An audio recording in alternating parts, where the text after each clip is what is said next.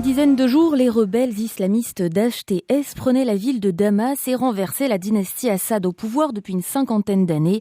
Un coup de force qui a surpris le monde, balayant un régime pourtant soutenu par l'Iran et la Russie. Désormais aux commandes du pays, les rebelles, avec à leur tête Ahmed Hussein al-Shara, anciennement Abu Ahmed al-Joulani, vont devoir faire leurs preuves sur l'administration du pays. Depuis 2017, le groupe avait créé un gouvernement de salut syrien dans son fief de la région d'Idlib. Ils vont devoir désormais administrer un territoire 30 fois plus grand. Et comme nous l'explique Thomas Pierret, chargé de recherche à l'IREMAM, à Aix-Marseille Université, il ne sera pas facile de dupliquer ce modèle déjà éprouvé à Idlib. C'est possible, mais ça ne plaira pas à tout le monde. Et ce ne sera pas exactement un signe d'ouverture, de partage de pouvoir ou encore moins de démocratie. Parce que ce qui se passe à Idlib, c'est quand même très monocolore politiquement.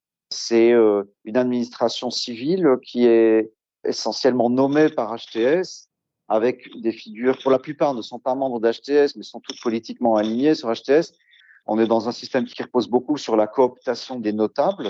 Alors ça me paraît quand même un peu plus compliqué à dupliquer au niveau national, on était dans une région quand même en grande partie rurale, très petite, où Jolani pouvait aller rendre visite quasiment dans tous les villages, aux notables, et faire ses tournées, un peu comme un maire. Au niveau national, ça sera plus compliqué. Quels sont les défis auxquels les nouveaux maîtres de la Syrie vont être confrontés pour gouverner le pays ? Je pense que assurer la sécurité des minorités, éviter des discriminations vis-à-vis des minorités religieuses, je pense qu'ils peuvent le faire. Édulcorer un peu leur approche de la moralité publique, etc. Ils l'ont déjà fait à Idlib. En revanche, ce qui leur sera extrêmement compliqué, c'est d'entrer dans une vraie logique de partage du pouvoir et de compétition.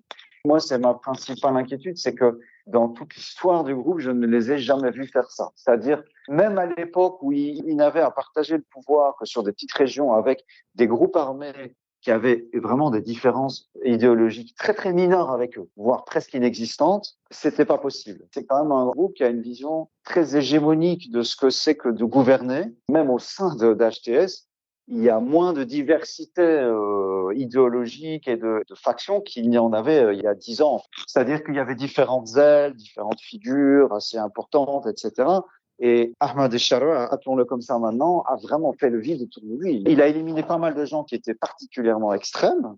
Dans cette nébuleuse de l'islamisme radical, c'est comme ça qu'il s'est positionné, en tapant à la fois sur les extrémistes et en tapant à la fois sur les autres en disant « mais vous êtes des vendus ». Donc il avait toujours quelque chose à reprocher à ses rivaux. Des rebelles islamistes qui prennent un gouvernement vont-ils s'adapter aux normes de l'État comme nation en Syrie ? La question de l'État-nation, elle s'impose à la forcerie quand vous êtes au pouvoir. Parce que c'est bien gentil de rêver d'abolir les frontières quand vous êtes un mouvement clandestin, mais une fois que vous tenez un gouvernement et que vous avez des ambassades, etc., on le voit bien, la politique actuelle de HTS, c'est vraiment... Ils ont invité tous les ambassadeurs des pays du Golfe, ils leur ont parlé gentiment, ils essaient de se faire inviter au prochain sommet de la Ligue arabe.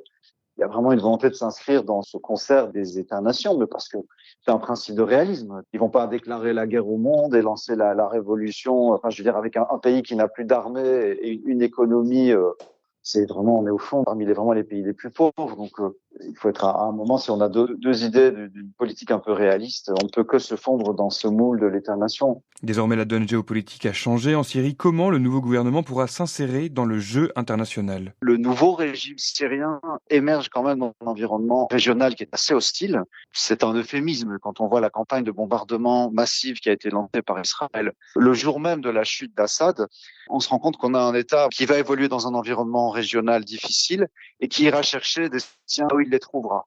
Et je ne serais pas étonné que d'ici quelques années, il puisse chercher ses soutiens éventuellement en Iran. Alors, pas du tout sous la forme que l'on connaissait actuellement. On peut imaginer des formes de collaboration économique ou militaire. Alors, pas tout de suite, mais je ne serais pas étonné que ça revienne dans quelques années. Interrogé par Jean-Benoît Harel, Thomas Pierret, spécialiste de la Syrie à l'IREMAM, l'Institut de recherche et d'études sur les mondes arabes et musulmans d'Aix-Marseille Université, était ce matin l'invité de Radio Vatican.